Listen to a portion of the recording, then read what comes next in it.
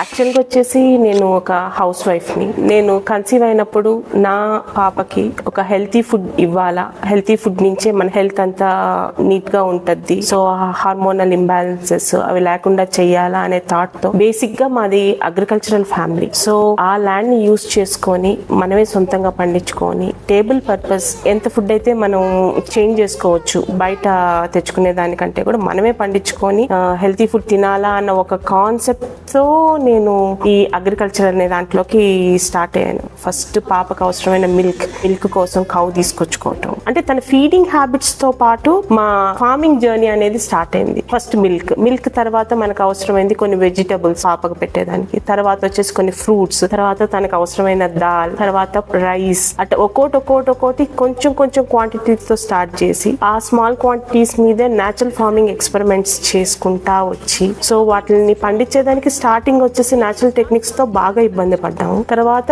ఎట్లా ఏ step first తీసుకోవాలా, తర్వాత ఏ స్టెప్ తీసుకోవాలా అనే ప్రొసీజర్స్ అన్ని తెలుసుకున్న తర్వాత ఎక్స్టెంట్స్ పెంచుకుంటా చేసుకుంటా రావటం, అదేదో పిల్లల్ని రైజ్ చేసినట్టు అనిపించేది. క్రాప్స్ గ్రో చేయటము, పాపకు పెట్టే ఫుడ్ చాలా హ్యాపీ అనిపించేది. అంటే నేను సొంతంగా పండిస్తున్నాను, ఎట్లా గ్రో అవుతున్నాయని తెలుసు. అందుకని ఒక సాటిస్ఫాక్షన్ తో ఇంటికి గానీ పాపకు గానీ ఇవ్వటం స్టార్ట్ చేశాను. తర్వాత ఫ్రెండ్స్ కి పంపించడం స్టార్ట్ చేసిన తర్వాత వాళ్ళు వచ్చేసి ఇంత ప్రీమియం అండ్ వాల్యుబుల్ ఫుడ్ ఇంత కష్టపడి చేస్తున్నావు నువ్వు, దాన్ని రియల్ రిక్వైర్మెంట్ ఉన్న ప్రతి ఒక్కరికి రీచ్ అవ్వాలా, గ్రూప్స్ క్రియేట్ చేసుకొని ఆ గ్రూప్స్ లో ఇంట్రెస్ట్ ఉన్న వాళ్ళని యాడ్ చేసుకొని వాళ్ళకి తెలిసిన వాళ్ళని యాడ్ చేసుకుంటా అట్లా స్టార్ట్ అయిందే మా జర్నీ మొత్తం.